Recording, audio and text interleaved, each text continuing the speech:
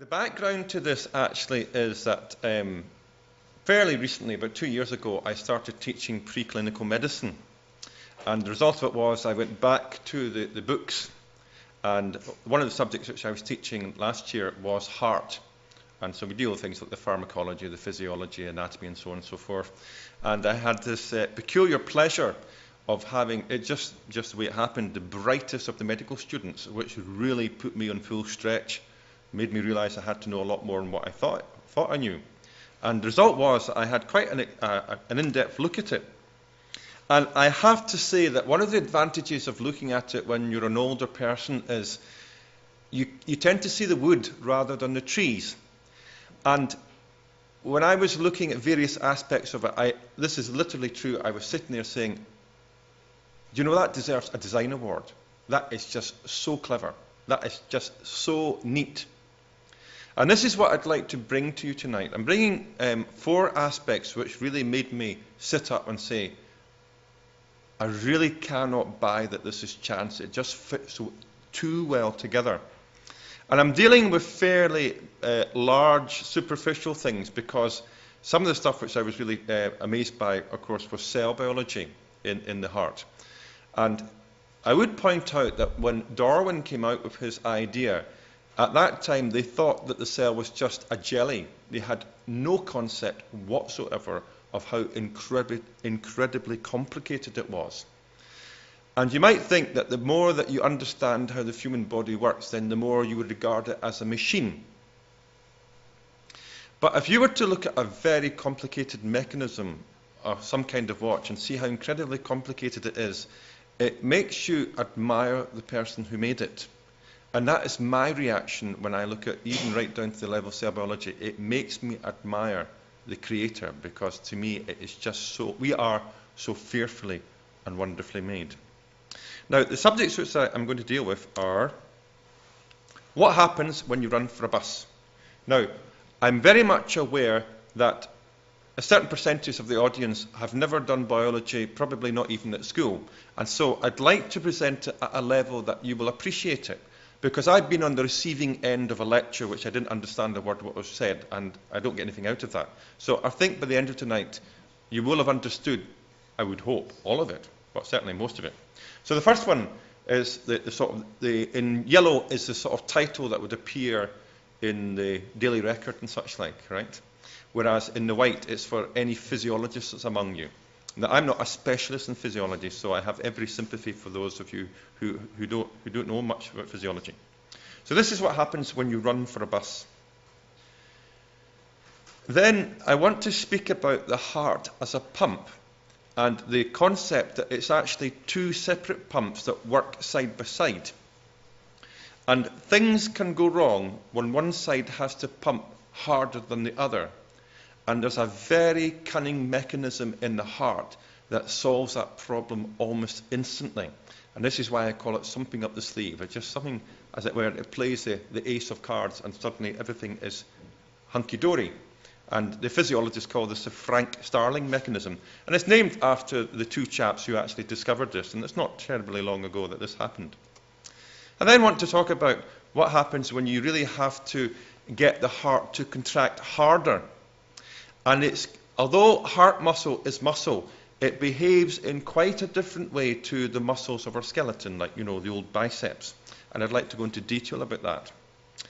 And finally, I'd want to speak about a fundamental difference between heart and skeletal muscle. And this is that the heart has to contract, relax, contract, relax, contract, relax, and has to do that all the time.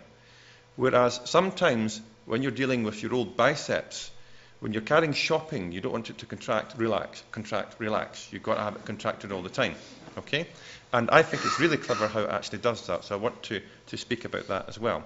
Now, I'm not going to go into the level of cell biology, because I find that even with the medical students, most of them can't handle it. They really it's not their favourite subject, so you tend to sort of not go into too great detail. Okay, so breathing deeply. So the scenario is, if you don't have a car, and you're late, and you're seeing the bus coming down the road, and you're about 150 yards from the bus stop, and you've got to do your 100-metre sprint in a matter of seconds. And I'm sure you've had the experience where you do indeed breathe deeply. Right? And actually that works wonders. And I'd like to explain a little bit about it. Now this is the chest. And I think actually okay. Now in the chest we have important structures. We have the lungs. Now I can actually use the wee mouse here if I'm clever enough. Yep, there's a wee mouse. So we have the right lung on this side. Now remember that you're looking at the person from the front. So your left is their right. And that might seem a small point to you, but that's why surgeons take off the wrong leg. Because if they get your right is their left. Okay? So that's his right lung. Can we get the wee there? There's the right lung. And of course you've got the left lung on the other side.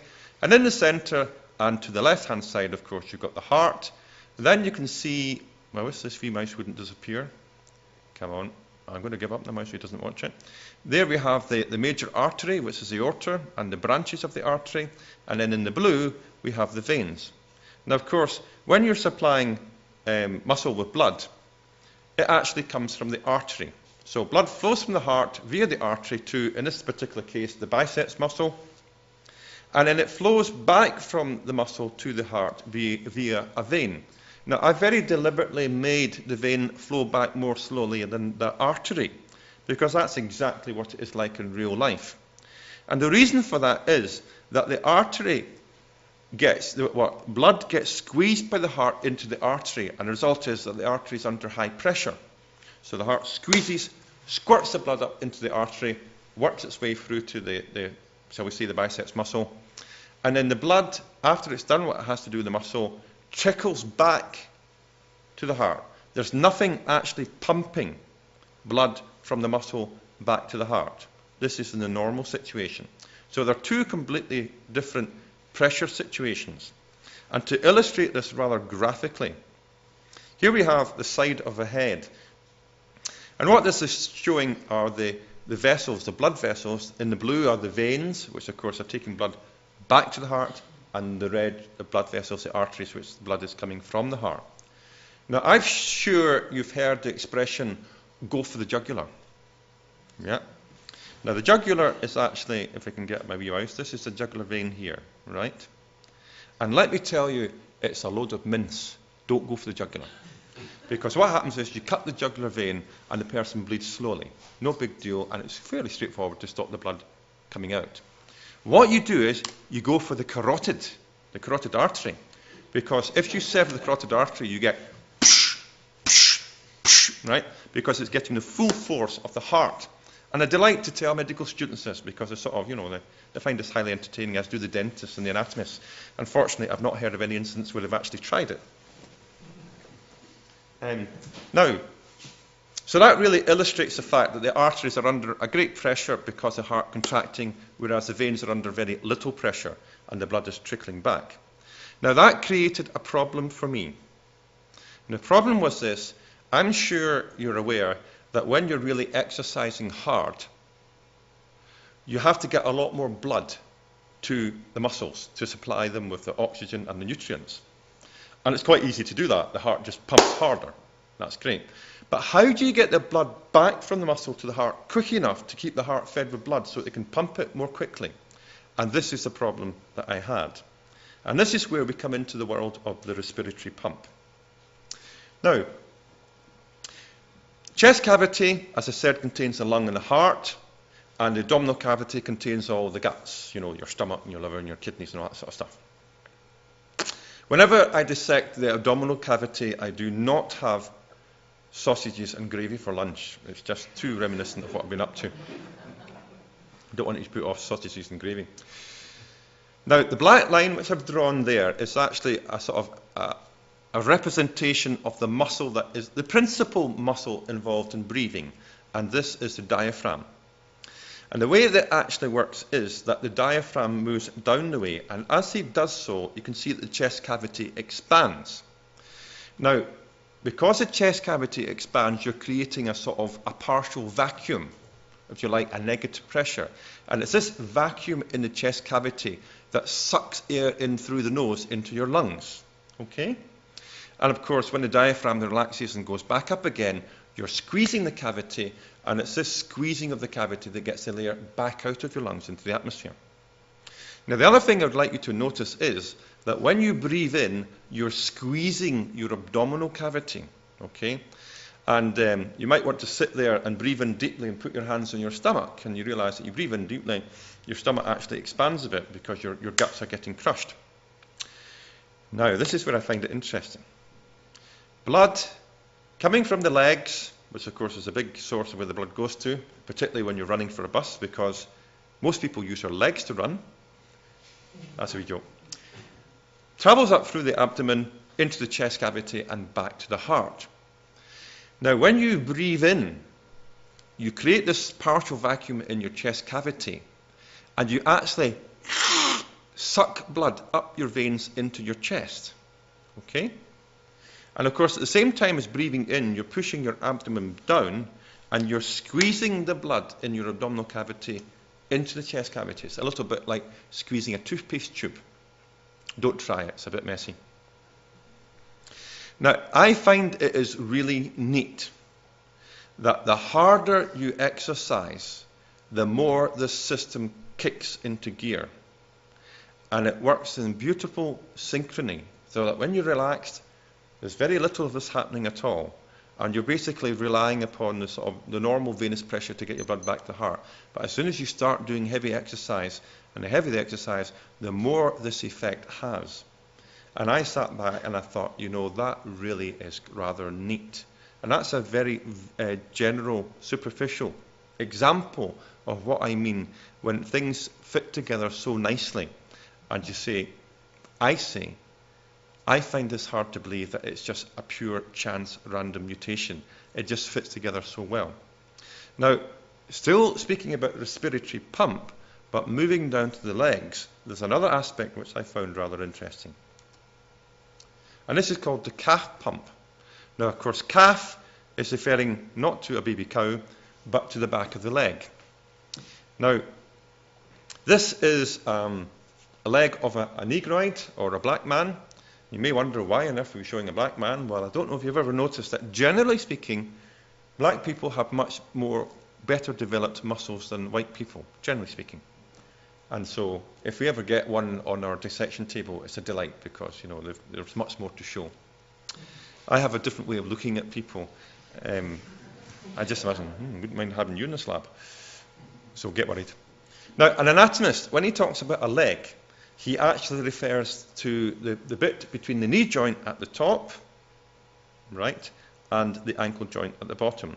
Whereas when you refer to a leg, I'm sure you mean basically the whole of what we would call a lower limb. And the bit which I'm particularly interested in is this bulge in the leg at the back.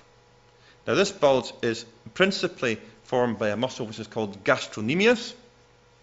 And you can forget that word as quickly as I said it because it's got no relevance to what I'd like to say.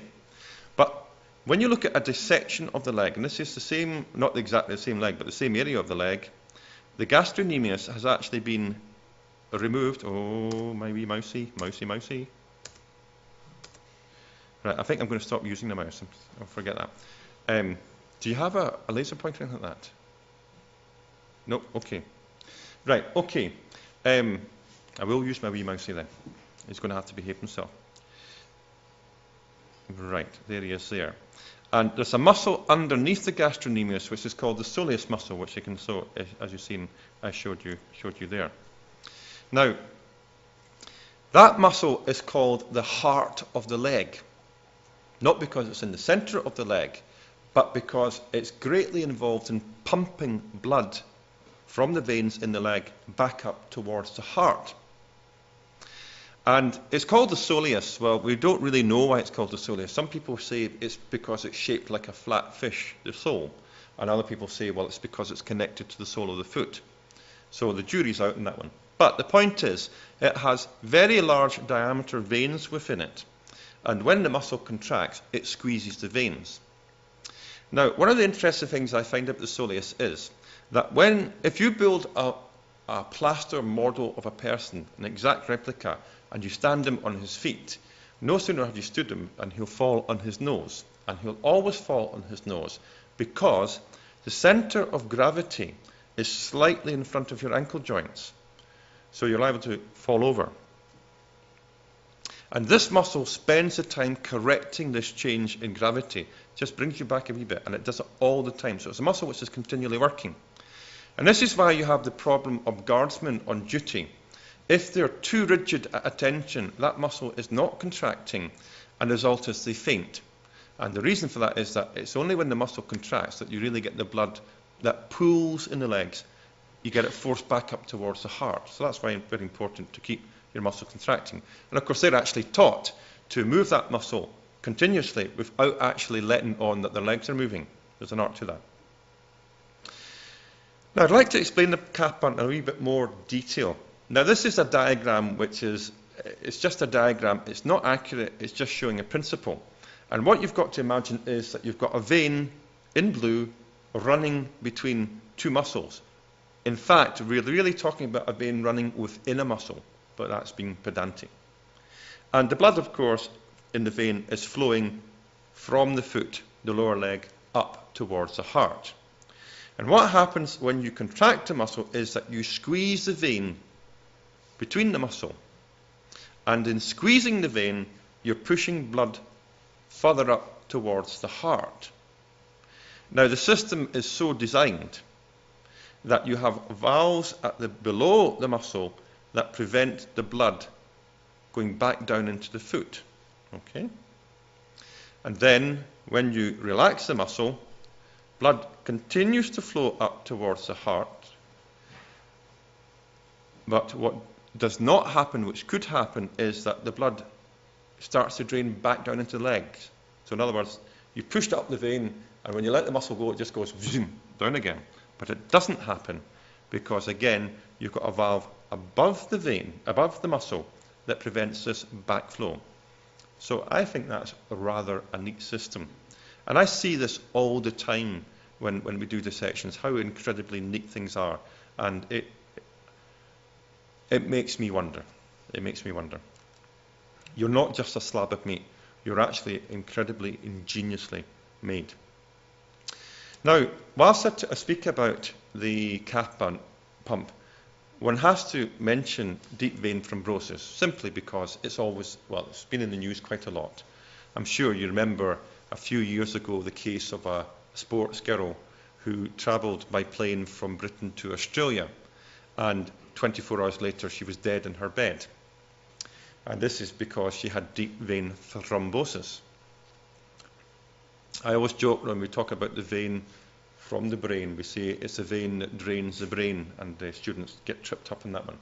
But in deep vein thrombosis, basically what happens is that the calf muscle does not contract on a regular basis, and the blood begins to pool in the legs. It doesn't move about. Now, when blood doesn't pool in the legs, the problem is it will form clots. And the clot travels up the vein through the heart and lodges in the lungs, and causes what we classify a pulmonary embolism, which, if it's large enough, if the clot's large enough, will actually kill you very, very rapidly. And of course, you get smaller embolisms which do damage, and even smaller ones which sometimes are just simply you're not aware of until we actually dissect you, and then we discover there's little areas of your lungs which have obviously infarcted because the blood flow has been stopped to that area. So I just thought I'd drop that one in because, you know, deep vein thrombosis is always something which people are aware of. And of course, one of the things that happen is the particularly high risk group in this are people who've had an operation.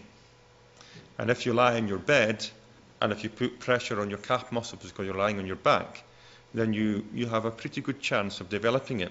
And this is why the nurses get you out of your bed and get you walking about. It's not enough to sit in your seat, they get you walking about, because it basically almost eliminates the chances of having a deep vein thrombosis, because as you walk about, you're contracting the calf muscles in your leg. So, if you land up in hospital with an operation, you be quick to get out of your bed as soon as you possibly can, because that improves your chances. It's not that nurses are sadistic. Well, maybe they are. Yeah, I must admit, I had appendicitis. I got my appendix removed, and the nurses took great delight in making me laugh, because I laughed and I cried in agony at the same time. So, Okay, so moving on to a second section, and this is where I said that the heart has got something pretty ingenious which it pulls out when it needs to. And in order to explain that, I think it would be good to explain the basic idea of how a heart works. So we have here a very, very simple diagram of the heart, and you've got two separate pumps involved here, and I'm going to do them one at a time initially. So you've got the pump on this side where blood is travelling back from the body through veins. They fill this upper chamber, and then the blood flows into the lower chamber, and then eventually gets squirted to the lungs when the heart muscle contracts. And the heart muscle is a large dark area you're seeing around the bottom of the heart. I should mention that the upper chamber we call the atrium and the lower chamber the ventricle, and we'll probably come back to that. So that is one pump that's working, where basically it's pumping blood from the body to the lungs. But you have another pump which is pumping blood from the lungs to the body, and it works in a very similar way. Fills up the atrium, flows into the ventricle contracts, and blood gets squeezed up to the body. So that's the two separate pumps, okay? Now, since we're talking about the heart, I thought you might appreciate seeing what a real heart actually looks like. Some of you will, some of you won't, probably. This is one of my own dissections. This was rescued from first-year medical students before they completely destroyed it. You see, we have this bizarre system in our department that the medical students get first chew of the body, and then those of us who want to prepare parts for teaching get the last chew, so we have to make do with the rubbish. So what we have here is, now remember, this is you looking at the patient the way we've looked at. You're looking at the front. So remember, your left is their right. So right-hand side, blood is flowing from the body into this chamber, which I cut a window in the chamber. This chamber we call the right atrium. Chamber fills up, and then blood flows from that chamber into the ventricle. And it's the ventricle which is a chamber that has the muscle round it. And of course, as the muscle squeezes, it pushes the blood, in this particular case, to the lungs. Okay? So you've got two chambers, and it's the lower one which actually does the pumping action. Now, there's one thing I would like to mention just out of pure interest for some of you, and that is that there are two valves involved here. We have this valve here. In this particular case, we call it the tricuspid valve. And this basically, what it does is that when the ventricle contracts, it stops blood being forced back into the atrium, because that would defeat the whole purpose. And then you have another valve here. In this particular case, it's called the pulmonary valve. And what this valve does is that when the ventricle relaxes, it stops blood flowing back into the ventricle from the lungs, because again, that defeats the purpose. And if you ever have the pleasure of nicking one of these stethoscopes and listening to somebody's heartbeats, you hear lub dub, lub dub, lub dub. The lub is it's not actually the tricuspid valve, but it's the left ventricle is equivalent to the tricuspid valve closing, and the dub is the equivalent of this pulmonary valve closing. So you're just hearing the valves closing, lub dub, lub dub. And of course, one of the things which the doctor is wanting to do is he's wanting to hear any unusual signs that tell that a valve's not closing properly, or it's closing too quickly, and so on and so forth, and you get all sorts of diagnoses. So that's what a heart actually looks like in real life. And this was a good heart. Now, I'm from Glasgow, and the west of Scotland is famous for heart disease. And hearts get so large in the west of Scotland that we actually build houses inside them. It's an exaggeration, but you do get the point.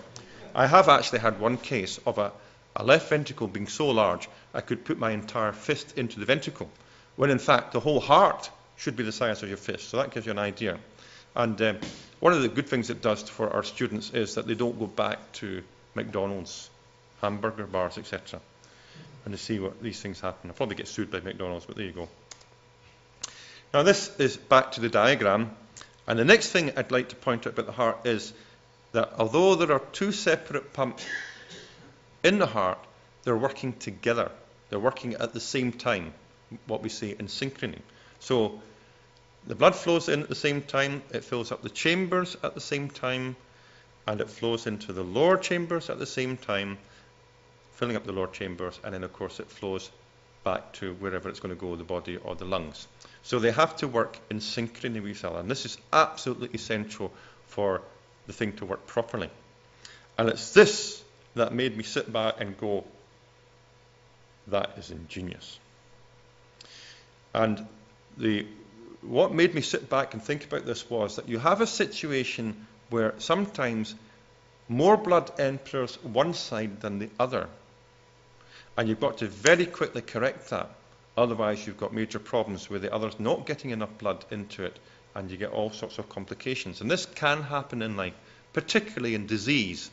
And probably the classic case is where you have disease of the lungs, where resistance builds up in the lungs to blood flowing through it. And the result is that the right-hand side has more difficulty in getting blood into it, and that produces a whole series of complications. Now, this is sort of shown in a sort of dramatic way, where you have an enormous amount of blood entering into one side, whereas you're not having the same volume of blood entering into the other side. And the question is, how does the heart instantaneously, automatically regulate itself in such a way that the overfilling of blood on one side is corrected, so that you get back to a nice even balance? And this is what they talk about, the Frank-Starling mechanism. And I would like to explain how this works, because it's not intuitive. It's not something you would immediately realize is happening. And in order to do that, we have to look at muscle. Now, I have a friend of mine. This, by the way, is not my biceps. It's not an orangutan either. It's actually one of my friends who wishes to remain anonymous, and therefore his wishes are granted. Now, the reason why I'm showing you this is that somebody told me, do not assume that everybody knows that the way that most muscles work is they shorten. So when a muscle contracts, it actually shortens. And this is what this thing is about. You'll see the length of the muscle before. You can imagine if you draw a vertical line to where the biceps is, either end, and then you see what happens, the contraction of the muscle, and you'll notice how it shortens. You see that? And that's basically how a muscle works. It shortens. Now, that is not universally true. There are some muscles that simply tighten. They don't shorten. But generally, they shorten. And that is true of the heart muscle. That's the way it works. It shortens. Okay. Now, looking at it in a little bit more detail, this is half a chest cavity. Okay. Now, this is the center where the breastbone would be. No, don't get carried away. And then you see that, he's an awful sensitive keyboard. Okay. You can use your imagination that most of what you're seeing in the chest is the pectoralis major muscle. Now, in street parlance, they don't call it the pectoralis major. They call it the pecs. Right? You heard of the pecs. That's the pectoralis major muscle. It's just not of interest at the moment. But if you move over to your right-hand side, so if I can tell my right from my left, you'll see the part of the arm has been cut off just above the elbow. And where it's just been cut above the skin, you're seeing the biceps muscle, which we've been showing you in demonstration. Now, when you pile into your meat, of course, you're actually eating muscle, and this is a fragment of the bit that gets stuck between your teeth. Okay, so this is a fragment of a muscle. And what you're seeing is it's composed of fibers which are running horizontally from left to right. And the way the muscle works is that when it shortens, these fibers get shorter, so they're going like that. Okay? When you look in more detail at it, and notice I've got a little yellow square, or probably a rectangle down in the bottom right-hand side, which is shown at the maximum resolution pretty well of the light microscope. And what you're seeing is basically a dark band, a light band, a dark band, a light band. And then if you look carefully, you'll realize it's a very thin dark band in the middle of the light band. Okay? You look at it at even higher resolution, and this time you have to go to the transmission electron microscope. And what you're seeing is, not only do you have these vertical bands, but you see a whole lot of the horizontal bands. It's like a stack of plates. You see that? And the stack of plates contains what I will simply call a thick fiber. It's actually what they call myosin, for those of you who are in the know. And the myosin's partially surrounded by a very thin filament, which is called actin, and it's the thin filament that forms a light band between the dark bands. Okay. Now, I don't know if this mouse is going to behave himself. So this area, this whole width here is the light band. And remember, it's a very narrow, dark band in the middle of the light band. That's him there. And that's just basically where you're getting the crisscrosses of the actin filaments. Now, I'm going to show this yellow and red as a diagram because this is really the fundamental building block of the muscle, and this is how the muscle is actually able to shorten. And the way I just show it is here. So you've got the thin filament, this is actin, you've got a thick filament, this is myosin, and what happens is that when you contract a muscle, the thin filament slides over the thick filament, and you can see how it actually shortens.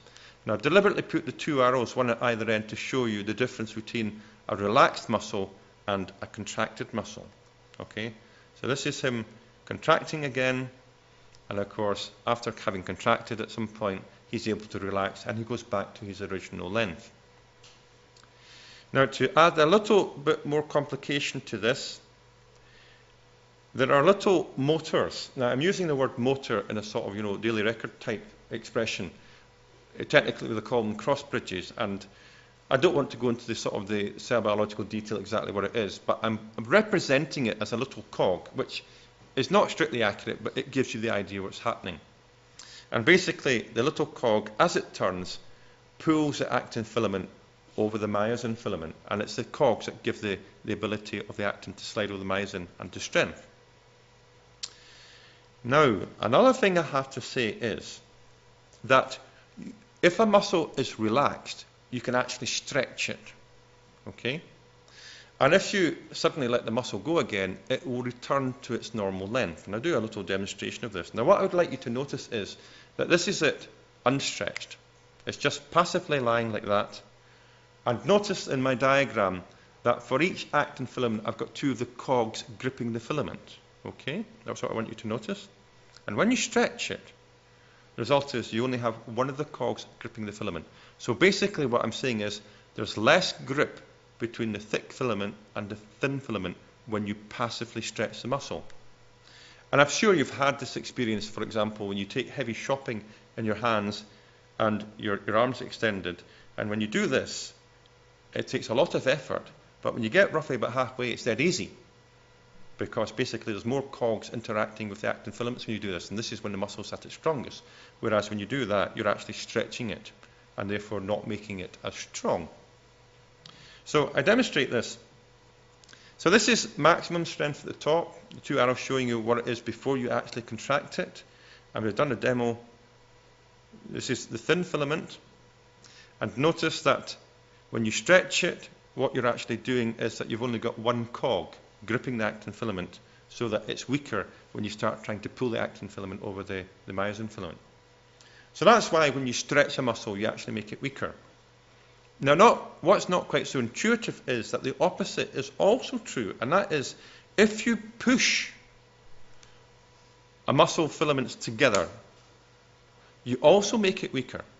Now, looking at that diagram, you say, well, wait a minute, that doesn't add up because you've got three cogs here, and three cogs are an awful lot better than one, and they're better than two. But what happens is that when you contract a muscle, the actin filaments begin to slide over each other, they interfere with the cogs, you see that? And not only that, the ends of the actin filaments bump into the thick red filament, and things don't work properly. So if for some reason, the muscle is crushed before it actually contracts, it's not as strong as if it's allowed to be in its relaxed normal state. Now it so happens, I use the word, so happens, that all skeletal muscle is at the point of where as soon as you contract it, you will get maximum strength. Okay? The heart muscle is quite different, and this made me sit up and think, wow. The heart muscle is actually crushed in its normal state, which means, of course, that the heart muscle is not operating at its full strength. It's operating at a disadvantage because it's crushed. But if you expand the chamber with more blood than normal, you stretch the heart muscle. And by stretching the heart muscle, you actually make it stronger. Okay? If I go back to the diagram, so that's it in the crush, just to show you that the problem of overlapping and so on and so forth. If I go back to the the diagram, you remember how I said that you had this massive problem of where the chamber gets stretched, overstretched, because there's too much blood going into it. And that automatically stretches the heart muscle. And by stretching it, it actually makes it stronger, not weaker. And therefore, instantaneously, you correct the problem between having too much blood in one chamber compared to the other. It's built into the heart.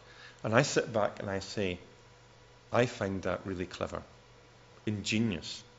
And if somebody had actually designed that in the Toyota car factory, we'd all be giving them a design award. It's just a very, very clever concept. And bear in mind, I'm being very, very superficial.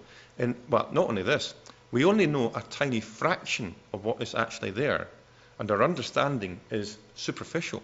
And there's much, much more to it than that. And every time you get into a deeper layer, again, you see how clever the whole thing is. And that, to me, is a proof of a maker. So, I think that's all I want to say about having something up the sleeve. This ability that if you overstretch a chamber, it automatically corrects things because the muscle gets stronger. Now, stepping the gas is about situations where you don't overstretch the chamber, but you do have to make the heart contract more powerfully because you're running for a bus. Okay? And now, why on earth I put this one back in here? I don't know, I can't remember. Anyway, we'll move on from there. Okay. So again, we're dealing with this little diagram of the yellow and the red representing the heart fibre, and you see how he fits into the whole thing. And notice that the diagram runs along the length of the stream. It's horizontal, and therefore the screen shortens as the thing contracts. And I did that very deliberately because that's exactly the way it does work. Now, this is the situation in skeletal muscle. When you send a nerve signal to the muscle to contract, one of the things that the nerve signal does is it causes calcium ions. Now, you know calcium as in calcium carbonate, chalk. Calcium ions flow from outside the muscle, or I should say outside the muscle fibre, into it. Now, the yellow box around the outside is a diagram indicating the limits of the actual muscle fibre. And calcium on the outside, when you get this nerve telling the muscle to contract, the calcium gets into the muscle, and the result is all the muscle fibres, all the little mechanisms contract. Now, in the case of skeletal muscle, it's an all or nothing response. So as soon as calcium enters into it, bang, you get the full contraction of the fibre.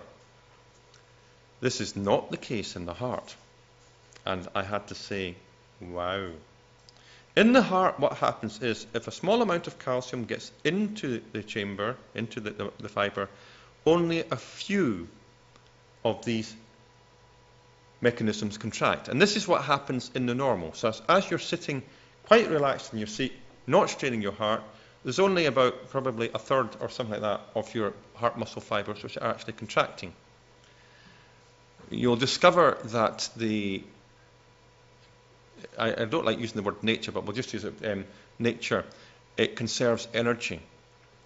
We could do well with learning from nature that it never wastes any more fuel than what is absolutely necessary. And so in this situation, it would be a waste of energy having all the muscles contracting at the same time because you don't need it. However, if you allow more calcium to flow into the heart muscle than normal, you get more of the fibres contracting. Until you get to a level where there is so much calcium that enters the muscle fibre that the entire complement of mechanisms contract. So, fundamental difference between the heart and skeletal muscle is that a small amount of calcium in skeletal muscle and bang, the whole lot contracts. In the heart, the more calcium you add to it, the more powerful the contraction. So the heart has this ability to give the strength that is necessary to accomplish the job and no more than what is necessary, and therefore conserve energy, the use of energy. Now, of course, I'm sure you've had the situation where you have a fright and you feel this sudden adrenaline rush inside yourself. And I don't know if you've ever had the experience of where you're up during the night or you hear a bump during the night and you're out of your bed to explore, and your heart is beating so powerfully that you're sure that everybody in the entire building can hear it, brum, brum. And this is caused by adrenaline.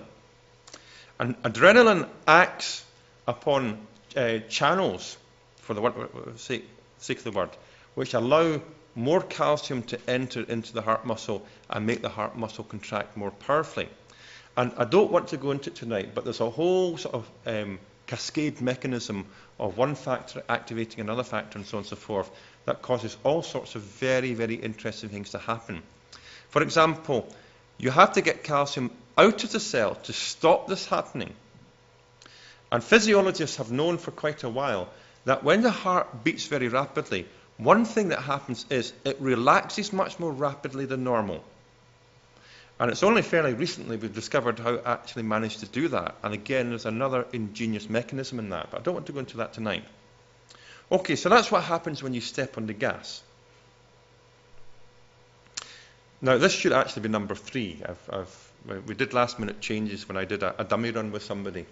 Somebody who was not a biologist and said, no, wait. You've got to explain X, Y, and Z. So, in this situation, what I'm talking about is the fact that the heart, unlike other muscles, has to contract, relax all the time. And of course, on average, it's contracting, relaxing at 60 times a minute. This is why you have 60 heartbeats a minute.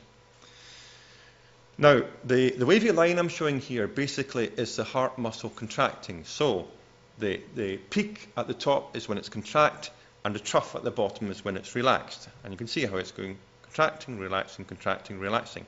Now, when it contracts, what it's actually doing is it's squeezing blood from the chamber into the arteries. And when it relaxes, it's allowing blood to flow into it from the veins. So you've got to have this contract, relax, contract, because squeeze, suck, squeeze the arteries, suck veins, and so on. And this is how you get the continual cycle like a pump. Now, skeletal muscle, as I've already indicated, you can do that. I mean, you can do that with your biceps. You get these people who sit in gyms and do this all the time. It's not one of the things I get involved with, fortunately. But there are certain situations where you don't really want to do that. For example, you don't want to carry your shopping like this. And I guarantee if you do this all the time with your shopping, you're not going to last very long because your muscles get very, very sore. You want to be able to hold for a long period of time. And I actually am amazed, not at my own body, but the human body in general, how it is we can carry enormously heavy weights and keep your fingers contracted and hold the weight. And you might take that for granted, but I am astonished that the body is able to do that.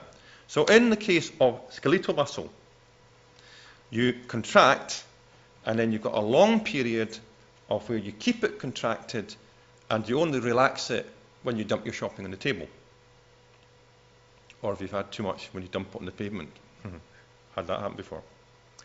Now, if you have this situation where it's permanently, when it's contracted for a long period of time, if that happened in the heart, you would drop dead. So you've got to have some sort of inbuilt mechanism that makes absolutely sure that this never happens. Excuse me as I take this off. It's funny how talking actually makes you hot.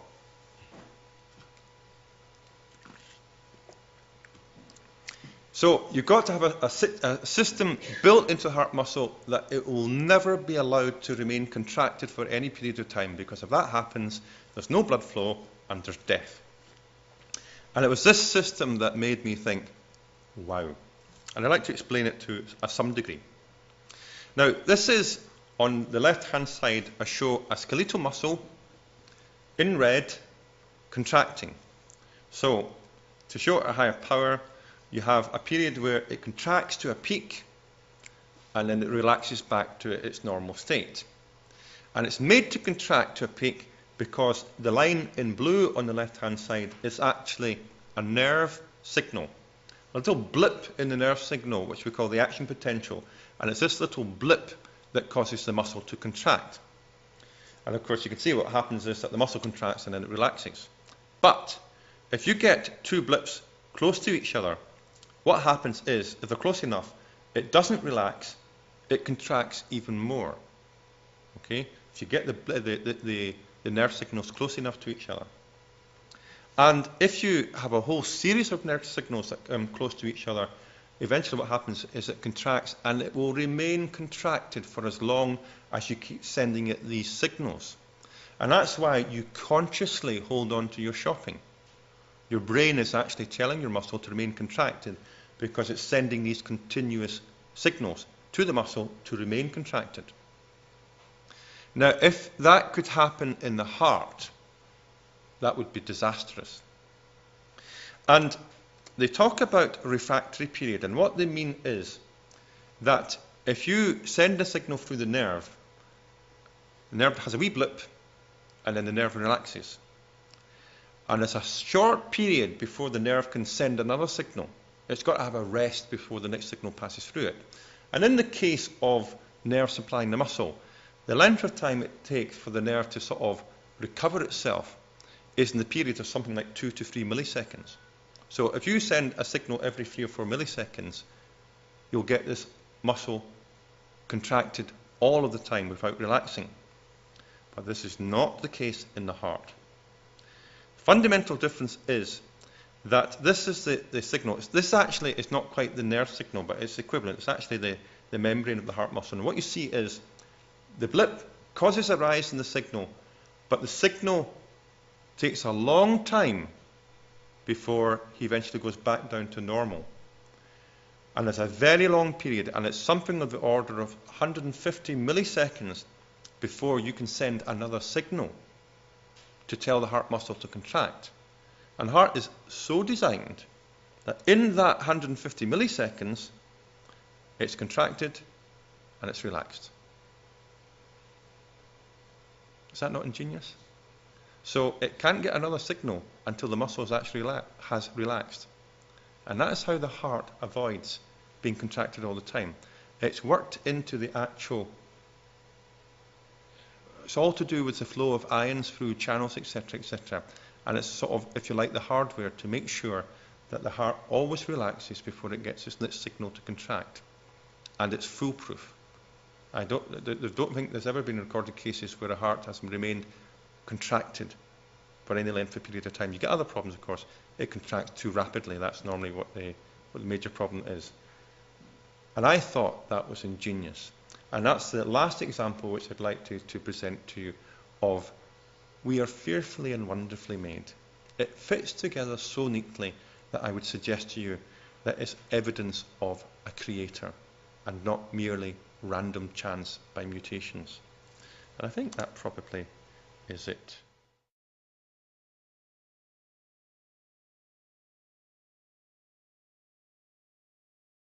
Some of the stuff which I was really amazed by, of course, was cell biology in the heart. And I would point out that when Darwin came out with his idea, at that time they thought that the cell was just a jelly. They had no concept whatsoever of how incredibly complicated it was. And you might think that the more that you understand how the human body works, then the more you would regard it as a machine. But if you were to look at a very complicated mechanism of some kind of watch and see how incredibly complicated it is, it makes you admire the person who made it. And that is my reaction when I look at even right down to the level of cell biology. It makes me admire the creator, because to me it is just so, we are so fearfully and wonderfully made. Now, the subjects which I'm going to deal with are what happens when you run for a bus. Now, I'm very much aware that a certain percentage of the audience have never done biology, probably not even at school. And so I'd like to present it at a level that you will appreciate it. Because I've been on the receiving end of a lecture which I didn't understand a word what was said, and I don't get anything out of that. So I think by the end of tonight, you will have understood, I would hope, all of it, but certainly most of it. So the first one is in yellow is the sort of title that would appear, but that's why surgeons take off the wrong leg, because they forget your right is their left. Okay. So that's his right lung. Can we get the V there? There's the right lung, and of course you've got the left lung on the other side. And in the centre and to the left-hand side, of course, you've got the heart. Then you can see, I wish this wee mouse wouldn't disappear. Come on, I'm going to give up the mouse who doesn't watch it. There we have the major artery, which is the aorta, and the branches of the artery. And then in the blue, we have the veins. Now, of course, when you're supplying muscle with blood, it actually comes from the artery. So blood flows from the heart via the artery to, in this particular case, the biceps muscle, and then it flows back from the muscle to the heart via a vein. Now, I very deliberately made the vein flow back more slowly than the artery, because that's exactly what it is like in real life. And the reason for that is that the artery blood gets squeezed by the heart into the artery, and the result is that the artery is under high pressure. So the heart squeezes, squirts the blood up into the artery, works its way through to the biceps muscle, and then the blood, after it's done what it has to do with the muscle, trickles back to the heart. There's nothing actually pumping blood from the muscle back to the heart. This is in the normal situation here in the Daily Record and such like, right? Whereas in the white, it's for any physiologists that's among you. Now, I'm not a specialist in physiology, so I have every sympathy for those of you who don't know much about physiology. So this is what happens when you run for a bus. Then I want to speak about the heart as a pump, and the concept that it's actually two separate pumps that work side by side. And things can go wrong when one side has to pump harder than the other. And there's a very cunning mechanism in the heart that solves that problem almost instantly. And this is why I call it something up the sleeve. It's just something, as it were, it plays the ace of cards, and suddenly everything is hunky-dory. And the physiologists call this the Frank Starling mechanism. And it's named after the two chaps who actually discovered this, and it's not terribly long ago that this happened. I then want to talk about what happens when you really have to get the heart to contract harder. And although heart muscle is muscle, it behaves in quite a different way to the muscles of our skeleton, like, the old biceps. And I'd like to go into detail about that. And finally, I'd want to speak about a fundamental difference between heart and skeletal muscle. And this is that the heart has to contract, relax.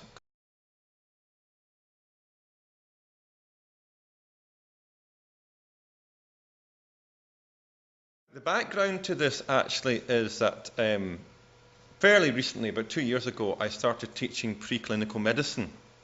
And the result of it was I went back to the books, and one of the subjects which I was teaching last year was heart. And so we deal with things like the pharmacology, the physiology, anatomy, and so on and so forth.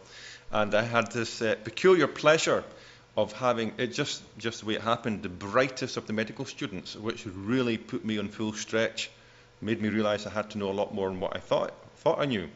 And the result was I had quite an in-depth look at it.